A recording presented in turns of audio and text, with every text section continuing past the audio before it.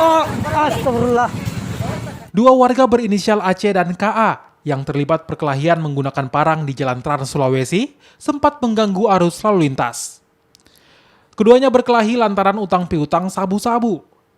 Aksi adu parang di jalan ini sempat direkam warga dan viral di media sosial. Dari kejadian ini, salah seorang pelaku mengalami luka sabetan senjata tajam dan kini dirawat di rumah sakit. Sementara satu pelaku lainnya ditahan aparat kepolisian.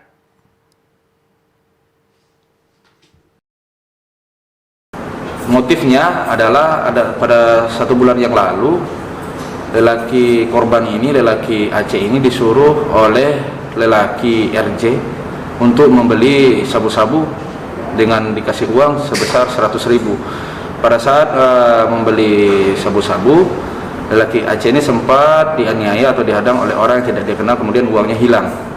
Nah, dari uangnya hilang itu lelaki RJ menyuruh pelaku, lelaki KH untuk menagih ke lelaki Aceh. Pada saat penagihan sudah beberapa kali melakukan perselisihan dan lelaki Aceh sempat mengeroyok juga lelaki KH, namun pada saat ini terjadi lelaki KH balas dendam terkait aksi tersebut.